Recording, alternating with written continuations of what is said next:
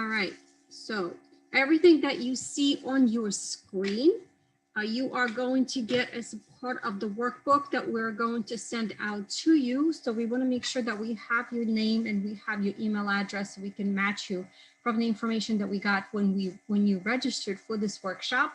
And also I am going to record this workshop. We're going to send you a link to it, and it's also going to be posted on our YouTube channel. So you can go ahead and refer to it anytime, and you can also check out some other helpful videos that we have on our channel, and we put out content pretty much on a weekly basis that we think that you will find helpful. So today, what we are talking about is creating wealth for real estate investing.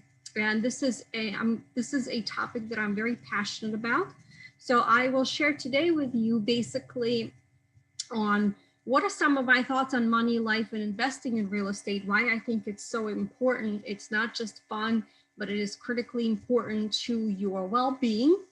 And just a disclaimer for you, I just want you to understand that I am not an attorney, I'm not an accountant, I'm not a financial planner. So what I am doing is actually just sharing with you my own personal experience of my own journey of how I became an investor, some of the things that I have done, and I'll share with you the mistakes that I have made. However, if you have more questions that are more geared towards, some of the legal nature or maybe accounting nature, I will definitely point that out to you so that way you can kind of then get an idea and ask the right person.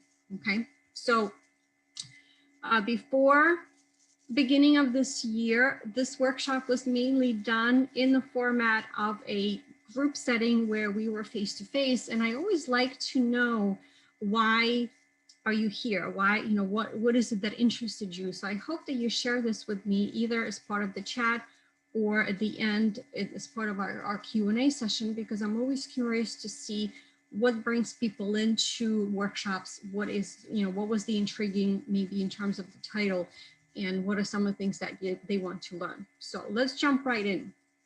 So what we are talking about today is a couple of things. Number one is, why are we focusing on real estate as a source of building your wealth, where to start investing, financing options, and then we'll cover your questions.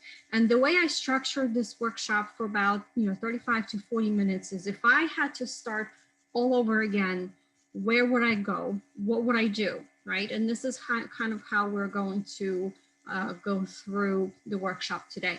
All right, so let's jump right in. Why are we actually talking about real estate? Well, here's why. Franklin Roosevelt actually said that real estate cannot be lost or stolen, nor can it be carried away. Purchased with common sense, paid in full, and managed with reasonable care, it is just about the safest investment in the world. And I can tell you this with absolute certainty that I completely agree with him. I have been in the real estate industry. I actually got my license back in 2008. And the first investment that we bought was back in 2007. So I've been in this industry for quite a bit of time, not as long as maybe some of other investors that I know, but I have definitely seen a lot and learned a lot, that's for sure. Also, what I want to share with you is that 90% of today's millionaires have become so through owning real estate. So when I saw that, and I was like, well, if this is how they decided to go about growing their wealth, and there's a lot of them, 90% of them, then that is the route that I would like to pursue as well, right? Because I'm not trying to reinvent the wheel or try something new or different. What I want to do is emulate and see what they have done successfully, and then do the same thing, but in my own way, with my own style and with my own standards. So that's kind of how I chose to look at it, but I definitely wanted to share that with you. Next, so let's talk about basics, right? Where to start, like where to go and what to do. What I can tell you is that the world of real estate investing is huge. There is so much you can do. There's so many things that you can go and run in different directions. And that's how I felt in the beginning when I said, okay, I started to read some books and I was like, oh, this sounds exciting. I think I'm going to try that. Oh, and I'm going to try that.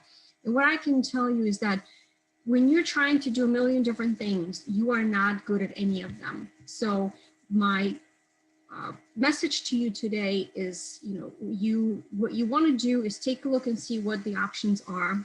You definitely need to learn and absorb, right? The learning process for real estate investing is significant. You can't just jump right in. You really have to do some planning, okay? So what I always recommend is when you review the available paths of investments, think of a chair, okay? The chair has 4 legs to make sure that it's stable. So I encourage you to pick a couple of things, right? And maybe have a couple of things on the back burner that you still like to do, but you would rather do your first 2, right? So have your top 2 sources, top 2 focus items, and that is what you focus on learning and being really, really good at, okay? The next thing what you are going to do is decide on your criteria and terms, and I'll give you some examples as we go through. Then you actually work on creating your network. These are the people that are going to help you put your deals together, find those deals, help you structure things, make sure that you are legally compliant, make sure that your accounting is there, right? And we'll talk about that as well. And then you actually put an action plan together, right? You now know what you're going to do. You have the criteria and how you're going to do it. Then you figure out where the money is going to come, and then you put an action plan together that you can jump right in and actually get to work. A couple of things that I wanted to share with you is in terms of myths, right? So what I hear a lot of the times is a couple of these things, right? I don't need to be an investor because my job will take care of my financial wealth. Well, I can tell you that that necessarily is not true, right? I know plenty of people who had a job today, and then on Monday morning, they show up and they get a pink slip and they're like, pack up your stuff, you're no longer needed. The companies can do that, right? So you cannot rely on your employer to take care of you. You really should be relying on yourself to take care of yourself. A lot of people I hear is I just can't do it. It's too complicated. I'm not sure. And what I can tell you is that if you decide to do too many things at the same time, yes, it's going to be complicated for sure, because there's so much to learn. And this is why I suggest to you that you focus on just a couple of things and you get really, really good at them, okay? Investing is risky. I will lose my money. Well, stock market is risky, right? Yet a lot of us invested and we put money in our 401k plan, or we put money in our IRAs. Well, real estate can also be risky because it is an investment. It's not just something plain and simple. However, if you stick to your standards, the things that you set to yourself is, this is what I am willing to invest, and these are the terms around it. If you stick to your terms and you do your math and you make sure that your budget is right, you will be okay. All good investments are taken. Well, you might be surprised. And what I can tell you is that the deals are around everywhere. I actually updated the workshop, the booklet today with the examples that happened literally in the last few months. Actually, one of the deals hasn't even closed yet, but I wanted you to see and understand that even in the hot market that we have right now, where the interest rates are so low, and you as an investor right now, trying to find deals, you are competing with retail buyers, is what we call them, right? These are the people that are looking for homes for themselves. They're willing to bid up the price. They're willing to pay above asking. They're willing to waive appraisals and inspections just to get into a home, right? So to them, there is no formula. To them, we need to find a home. To you, I am not going above this price no matter what, because it makes no sense for me to make this as an investment, okay? So good investments are always around. You just have to look for them. And of course, all the good things are hard to find, okay? I will have Social Security in my retirement check. I'm all set. I don't know about that, guys. I don't know if Social Security will be around when it's time for us to retire, right? Whatever that means to you.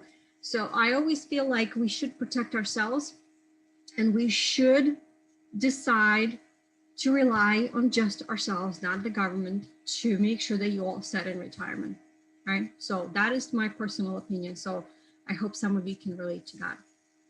All right, so basics. Let's talk about where to start, okay? Here's what I can tell you. And, I'm also here to share with you that what you see on social media and on TV is absolutely not the correct way of how your path of real estate investing actually works in reality, right? I mean, the TV is TV reality, and they have to make it engaging and pretty and beautiful. This way people will watch it.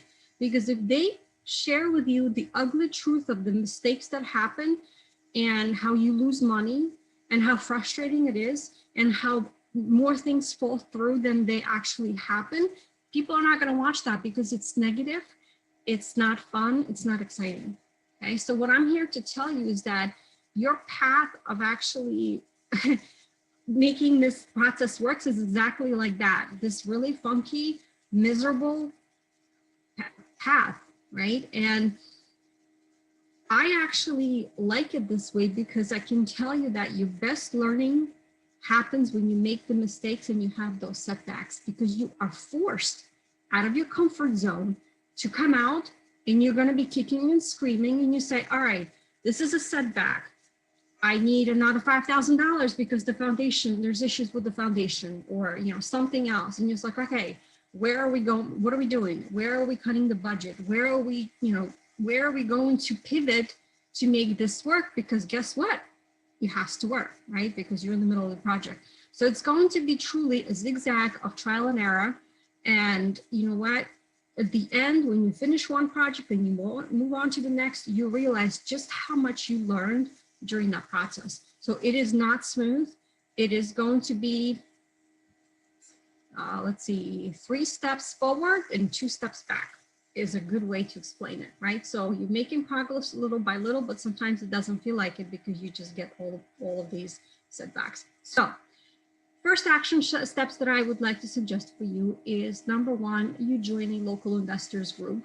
The biggest one that we have in the area is called DIG, which is Diversified Investors Group. The cool thing about this right now, right? So there's always good things and bad things to, you know, what we have going on in the economy right now. And the good thing is that all the meetings have been in Zoom. So to me, you don't have to travel anymore. A lot of these things are happening on Zoom, which means it's easier for you to hop on and it's easier for you to learn. So a lot of these meetings are on Facebook. Some of the private subgroups that have focus on different types of investing are for members only, all right?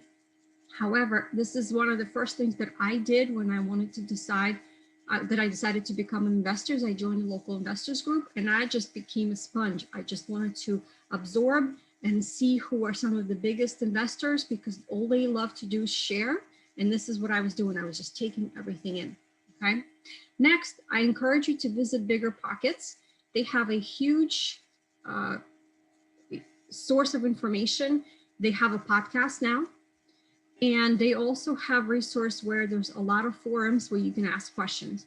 What I like about this, and I'll give you an example. The last investment that our family has made was in 2018, and we bought a property in Orlando, Florida. Okay, so this my strength as an investor that I am happy to share with you, that I know very well inside and out, are vacation rentals, which is short-term rentals, which bring high income, but they're a lot of work. We have done flips and also long-term in holdings as a landlord. We actually specialized in college rental and you know, overall just being a landlord. So that is where my strengths are. This is what I chose to focus on. Okay, so when we bought the house in Florida, just think of it this way, right? It was 2018. I know no one in Orlando, and we needed to do some work to the house to bring it up to the standards that we have for, you know, what we work with. And I said, okay, I'm going to make a list of people I know. Who can I reach out to? How can I get my recommendations for the contractors and the resources that we need? And I went on Bigger Pockets and found a regional a forum that had to do with Polk County, which is where Orlando was. And I started just talking to people there. And I said, listen, guys, I need a painter. I need to, you know, get some flooring. I'm looking for property management. Right? I had all these list of questions, and they, you know, they said, oh, go talk to this person, call this person. But that's how I started to gather my list of resources. So I encourage you to do the same thing. Check out Bigger Pockets overall. In terms of podcasts, this wasn't available when I was looking to invest and become an investor. But to me, it is the most amazing thing because you can listen to podcasts anywhere. Every time I get in the car and I have more than 15 to 20-minute drive, this is what I'm on. I have all these podcasts and different topics saved, and I take the time to listen to something that is 15, 30 minutes to an hour and learn something new just about every day. So some of the recommendations for podcasts I have listed here: Bigger Pockets for Sure, Real Estate Guys Radio Show, Creating Wealth for Generations, and then Real Estate Investing for Cash Flow. So let's talk about our legs of the chair. I already mentioned to you what my strengths are and what I do and know very well. Okay, so here are some other options for you. Okay, number one, people always hear about flipping, right? Where you take a home that needs some renovations, whether it's extensive renovations or not, right? You can do something, a couple of cosmetic things, and if the numbers make sense, flip it that way. The other options are buy and hold, which is what my long-term strategy is long-term, where you buy a house and you put a tenant in it, and the tenant lives there, either has a 12-month lease or longer. College rentals, depending on where you are. Our first investment property was that we bought back in 2007, was a college rental. And our goal was actually twofold. I said, we need to have a twofold strategy. Strategy one, we really wanted to flip this house. And if we couldn't, because as you imagine, we bought it in 2007, by the time 2008 rolled around, this was basically in a dump. This is when the economy has truly bottomed out, and we were starting to see issues in the economy and in the real estate market. Okay, so I said, all right, we could have probably made about $20,000 if we sold the house, but we decided that it wasn't worth it, right? Our goal was to make at least maybe $40,000 to $60,000. So option number two, the home became a college rental. Okay, so we held on to that home until last year, where at the end of 2019, we ended up selling that house because the market was so saturated by other rentals. And what I realized was that the college was building more and more dormitory style homes and townhouses because they wanted a piece of that rental market, that our family decided that we were going to be done, and we sold that house at the end of last year. Short-term vacation rentals is huge, right? Airbnb, VRBO, this is our bread and butter right now with the properties that we own. Multifamilies are amazing. It's one of the best ways that I can tell you, as you're starting out, is if you have the potential of finding a duplex where you get to live on one side and rent out the other, it's one of the most amazing ways of getting started as an investor. Right? Because a lot of the times what you're renting out the other side for can probably cover the whole mortgage. Okay. Unfortunately, where I am and in some of our surrounding areas, there's not a lot of multifamilies available. So if this is something as an opportunity that you come across in your networking, it is absolute pot of gold. Other options are new construction. If you wanted to, where you buy a piece of land and then you actually build a house on it. Commercial. Mobile homes. And if you're not interested in actually buying a physical piece of real estate, but you still want to be involved in real estate, there's also options of buying tax liens, notes, right? Because that is your mortgage that somebody owns on a house. There's also wholesaling, which is where a lot of people start. And if you hear of these gurus on the TV that are trying to tell you, we're going to tell you about all these strategies, and then they try and get you to sign up for their course that is $9.99 and so forth. A lot of those gurus will tell you that one of the easiest ways to start in real estate is to become a wholesaler. And I can tell you that if you have the ability and if you are interested, it is absolutely a great way. So to give you a short explanation of what the wholesale is the process where you find a deal, an opportunity, and you actually put a contract on it. And then you take that contract and you sell it to someone else. Right? So you never actually own a real estate. And what you do is when you sell that contract, you say that your fee for that contract is whatever it may be you decide. It could be $2,000, it could be $5,000, it could be $10,000, as long as the numbers work. I get these deals brought to me all the time, whether I'm looking at this as an investor or if I'm looking at this from the point of view for my clients as someone who has a real estate license, because I'm always trying to find good opportunities for other clients as well. Right? So let's say you have an agreement with the seller and their house is $150,000. You sell that contract to someone else for the renovation, or maybe they want to buy it to hold it as a landlord for 155. If you think about it, all you did was made the connection, got it on the contract, and you now are going to earn $5,000 when that investor actually buys that home with that contract that you have. So that's what wholesaling is. So if you look at the box on the left, is basically choosing the strategy what you're comfortable with, right? Most of the things that people know for in real estate is flipping or becoming a landlord, right? With a couple of different options available under landlording, which is buy and hold.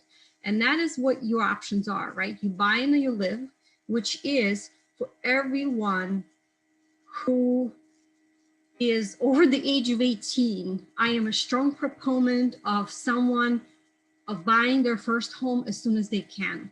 Yes, it takes some self-discipline, it takes budgeting and saving, but the best way that you can do and become a real estate investor, I wish somebody would told me this when I got out of college and, I started my journey, but you buy your first home and you buy a small home. And then what you do is after a couple of years, when you want to upgrade, you actually upgrade and you save up your money and you buy your next home. And the first home that you own, you still own, you don't sell it. That becomes your number one investment property, okay? And the reason being is why you want to use this strategy is because when you're buying a home, a piece of real estate as a primary residence, you get the best rate and you can buy that home as little as no money down or maybe 3% if you have excellent credit and you have great financial health. Okay, if you are going to actually focus on purchasing an investment property, you're going to have to put 25% down because to the lender, this is risky because this is an investment for you and it's definitely an investment for them. So think of it this way. Every time you're going to buy a house and you're upgrading a home, you're buying it as a primary residence, you're putting 3% down. You're putting 3.5% down versus 25% down. So it's little money out of your pocket, but the opportunity is there and you can get the lowest interest rate as possible, right? Because when you buy an investment property at 25% down, your interest rate is also going to be higher because it is, again, an investment and it's more risky for the lender. Okay, so that's option number one. Option number two, you buy and flip and sell. And I'll give you some examples of that. And then option number three is you buy and you hold, which is you buy an investment property and you get a tenant in there, okay? All right, next, we're talking about deciding on the criteria and the terms. And here what's important is number one that I strongly suggest that you do is you figure out your budget. So number one, you need to put your investor hat aside. You need to put your, I am a homeowner, I am a father, I'm a mother, I have family hat on, because you first have to take care of what you have to take care of, the things that are absolutely necessary, which is your living expenses, right? Your food, your utilities. This is what you need to survive yourself. And then you can decide, okay, how much money can I set aside for my investment goals, okay? Your financial health has to be in good shape. That means that you are paying your bills on time. You're not late.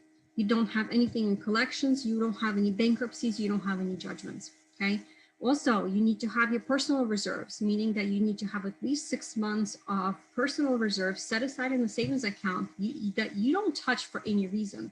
Because if God forbid you lose a job or something happens, you get furloughed, you get laid off, whatever the reason is, you're not going to panic because you have no money coming in, because you have 6 months of reserves sitting there to help you get through these tough times. Okay.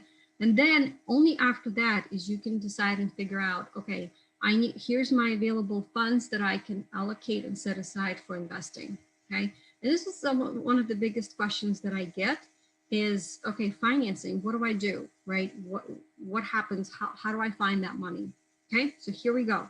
Number one, if you buy the home as a primary residence, right, this is one of the easiest ways, because depending on your finances, if you're a veteran, or if you are in a special area where you can get a USDA loan, that's no money down, okay? If your financial health is great and you can get a conventional loan, you can go as low as 3% down. If your financial health needs some work, you can do an FHA loan. It's still low, it's 3.5% down, right? So this is your focus. Next, the second best option is a line of credit on your primary residence.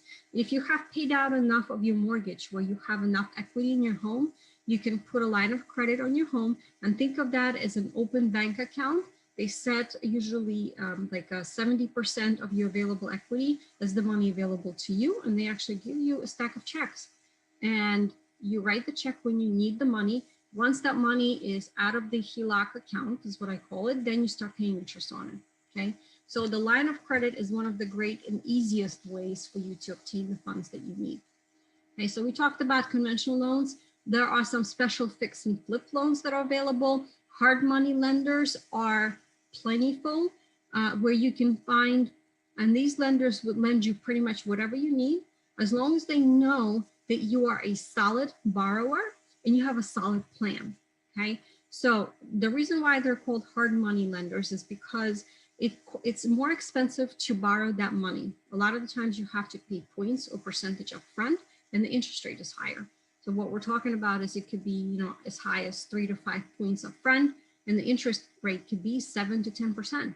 However, if you think about it, if you're flipping something and you're only going to need this money for 3 to 6 months, you budget for it and you figure that out in your plan, okay? Then there's also options for private financing. If you have friends and family who are attorneys, who are doctors, those individuals are always great sources of money because they have the money and sometimes they don't know what to do with it. Okay, so I encourage you to think about those opportunities as well. If you have someone like that who can lend you the money, they can become your silent partner, because what they do is they give you the money at a predetermined interest rate. And then when you're done using that money, you pay that money back along with the interest rate, okay? Or you can have some other terms negotiated with that person depending on what they're looking for. Maybe they want to be a 50-50 partner, but you need to have a contract in place. You need to be very strict about how everything is going to work and have those details worked out in writing. And also there is a self-directed financing that not many people are aware of. I encourage you to visit camaplan.com. And what that means is that you can actually have your 401k plan or your IRA be able to buy something and you can flip and use that money. Okay, so not many people know about it.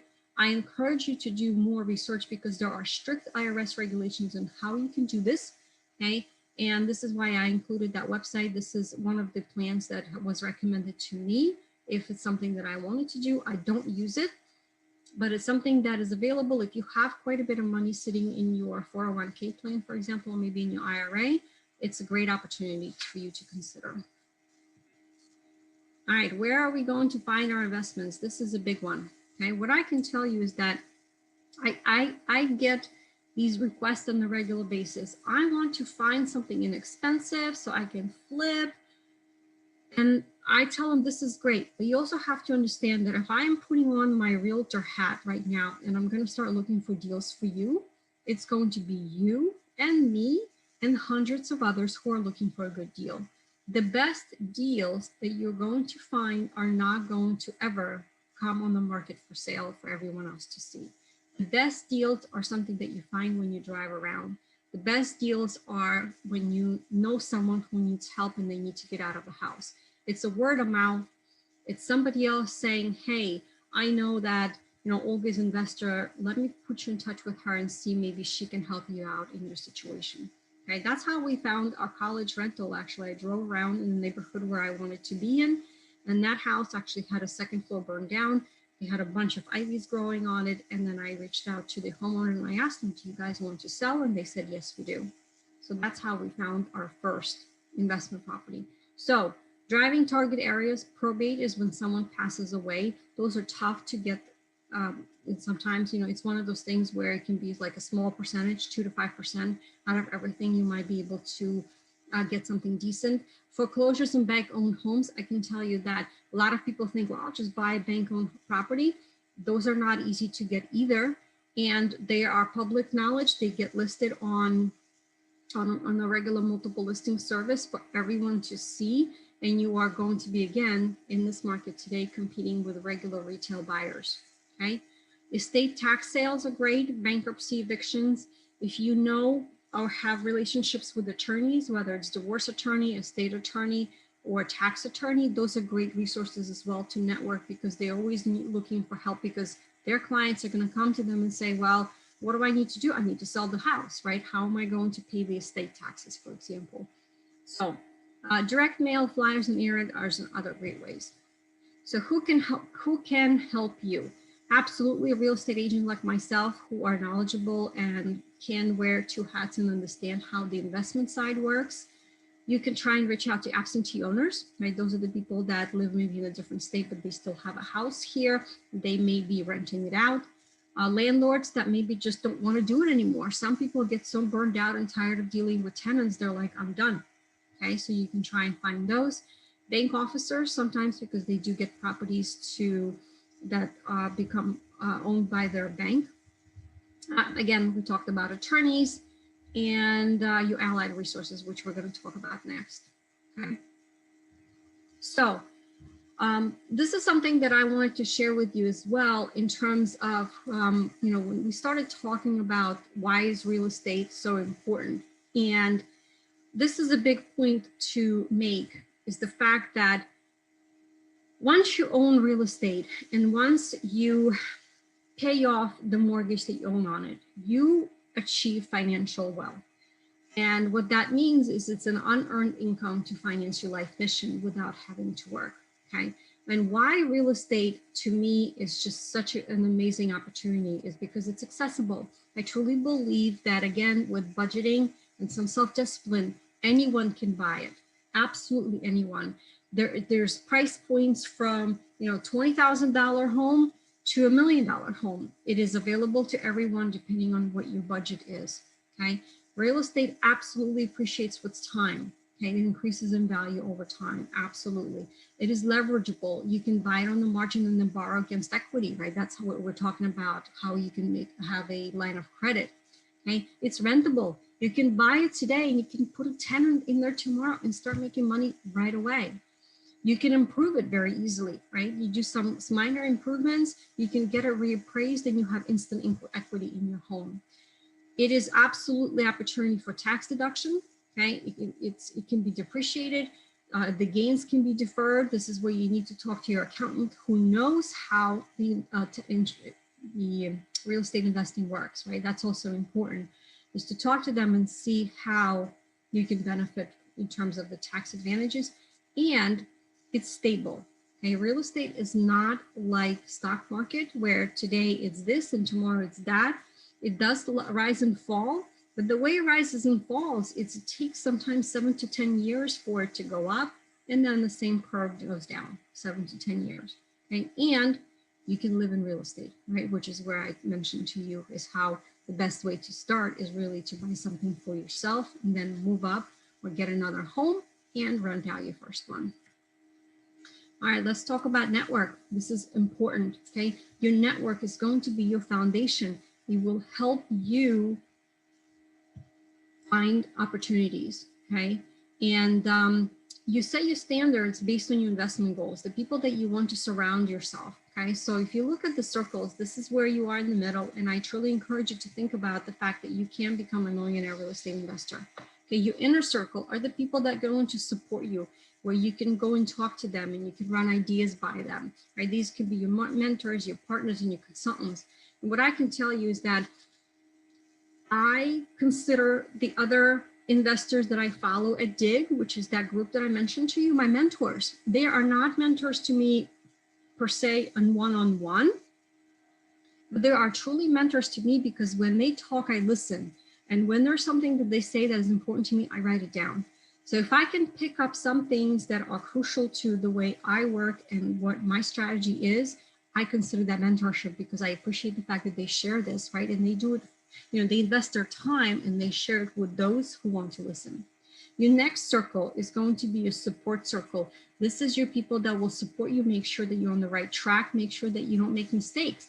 This is your attorneys, your accountants, your financial advisors, your contractors, right? These are the people that are going to help you with your strategies. And then your service circle, which is extremely important. These are the people that you're going to help and give them business, right? These are your contractors, your plumbers and your roofers, your insurance agents, your financial planners, landscapers. These are the people that you're going to give work and you're going to support them and you're going to ask them, hey, If you know of anyone who needs to sell their home quickly, who, you know, falls behind on hard times and needs some assistance, if there is a way I can help them, could you please let me know? Right? You help them, but then you ask for help in return. That's how that works. And you have to remind them on a consistent basis when you talk to them, say, hey, I'm looking for a home to buy. Do you know of anyone who maybe has fallen on hard times, who needs to get out quickly, who is not able to do the repairs in the home? Can I talk to them? Okay, so this is how you build your network. And this is how it all comes together, right? So I follow a couple of people on social media, and Richard Garcia on Instagram is one of them. And he actually prepared this tips for someone who is new, and I completely agree with all of his 5 points. So number one, again, don't try to learn everything. Just learn 1 or 2 strategies very, very well. Number 2, make sure you don't over leverage and run the numbers to make sure it makes sense. An example of that I can give you is when I decided, I had an epiphany from something back in 2018. I said, you know what? I would like a piece of the Disney market. This is why our family decided to look for a home in Orlando. The home that we ended up purchasing is 10 miles from Disney World, and it has its own pool, and it's 5 bedrooms and it's 4 bathrooms, and it's exactly what I was looking for, because it's an opportunity for me to relax, right? And it's also an opportunity for me to make money. We bought that home as a vacation home, not as an investment property, which means we only needed to put down 10%, okay? And what I decided was, you know, because yes, we had to get a mortgage because we don't have $250,000 to in cash.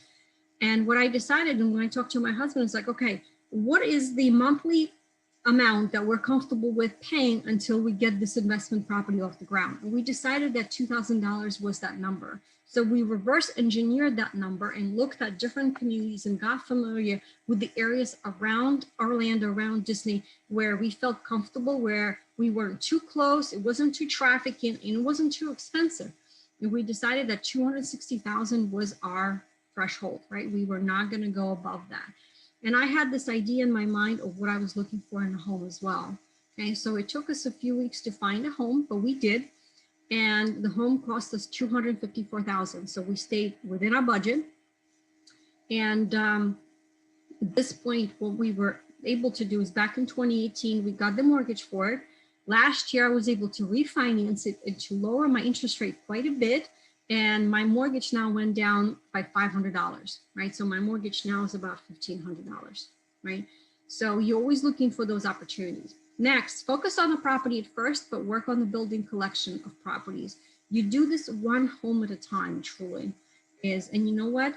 Here's the thing. The reality is that it's not, doesn't mean that you're going to find something great on the regular basis. It may take you a year or two to find the first property. It may take you another few years to find your next property, because they don't just show up at, you know, equal intervals, right? So we bought the property in 2018, and the one before that was back in 2007, right? So it took us all this time because of personal circumstances, you know, and I got my license and I chose to focus on residential. However, things that came in between, when the opportunity came in our lap, we were ready because we had our budgeting, we had our funds ready to go. We were able to jump on an opportunity, okay?